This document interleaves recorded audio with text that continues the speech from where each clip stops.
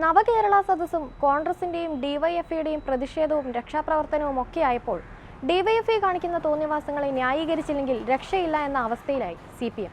അതുകൊണ്ട് തന്നെ രണ്ട് തോണിയിൽ കാലുവെച്ച അവസ്ഥയാണ് ഇപ്പോൾ ഭൂരിഭാഗം CPM നേതാക്കൾക്കും. തങ്ങളുടെ പാർട്ടിക്കാർ ചെയ്യുന്നത് തെറ്റാണെന്നൊട്ട് പറയാനും വയ്യ, എന്നാൽ അത് തന്നെ കോൺഗ്രസ് ചെയ്താൽ തെറ്റാണ് താനും. LDF കൺവീനർ EP ജയരാജൻ കഴിഞ്ഞ ദിവസം നടത്തിയ പ്രസ്താവനയും അങ്ങനെ രണ്ട് തോണിയിൽ കാലുവെച്ചുകൊണ്ടുള്ളത് തന്നെ. കേരളത്തിലെ പ്രതിപക്ഷ നേതാവ് ഗുണ്ടായിസത്തെയും ആക്രമണത്തെയും പ്രോത്സാഹിപ്പിക്കുകയാണെന്നായിരുന്നു EP ജയരാജൻ CPM കണ്ണൂർ ജില്ലാ കമ്മിറ്റി ഓഫീസിൽ വാർത്താ സമ്മേളനത്തിനിടെ പറഞ്ഞത്. അഹങ്കാരത്തിനും ധിക്കാരത്തിനും ഒരു പരിധിയുണ്ട്. അതുകൊണ്ട് അവനവനിരിക്കുന്ന സ്ഥാനത്തിനനുസരിച്ച് പ്രഖ്യാപനം നടത്താവൂ. നിങ്ങൾ അടിക്കാൻ വരുമ്പോൾ ഞങ്ങൾ പുറം കാണിച്ചു തരുമെന്ന് കരുതരുത്. ഇരിക്കുന്ന സ്ഥാനത്തിന്റെ മഹത്വം ഓർത്ത് പ്രതിപക്ഷ നേതാവ് പ്രതികരിക്കണമെന്നും EP ജയരാജൻ പറഞ്ഞു. എന്നാൽ ഡിവൈഎഫ്ഐക്കാർ കോൺഗ്രസ് നേതാക്കൾക്കെതിരെ നടത്തുന്ന രക്ഷാപ്രവർത്തനത്തെയും ഈ രക്ഷാപ്രവർത്തനത്തിന് മുഖ്യമന്ത്രി നൽകുന്ന പിന്തുണയെയും പറ്റി EP ജയരാജന് ഒന്നും പറയാനില്ല.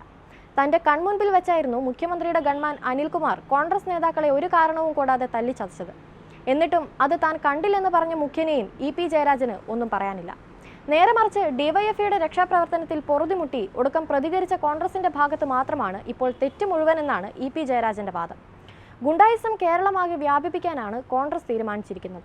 പോലീസിനെ ആക്രമിക്കുമ്പോൾ അവർ സ്വാഭാവികമായും പ്രതികരിക്കുമെന്നും EP ജയരാജൻ കൂട്ടിച്ചേർത്തിരുന്നു. എന്നാൽ പിണറായിയുടെ ആജ്ഞപ്രകാരം കരിങ്കൊടി കാണിക്കാനെത്തിയ കോൺഗ്രസുകാരെ CPM ഗുണ്ടകളും പോലീസും ചേർന്ന് മർദ്ദിക്കുന്നതിനെ പറ്റിയും EP ജയരാജന് ഒന്നും പറയാനില്ല. നിലവിൽ കേരളത്തിലെ കോൺഗ്രസും CPMും പ്രതിഷേധത്തിനായി തിരഞ്ഞെടുത്തിരിക്കുന്നത് ഒരേ മാർഗങ്ങൾ തന്നെയാണ്. അതുകൊണ്ട് തന്നെയാണ് അടിക്ക് തിരിച്ചടി എന്ന പ്രഖ്യാപനം പ്രതിപക്ഷ നേതാവ് VD സതീശൻ നടത്തിയത്.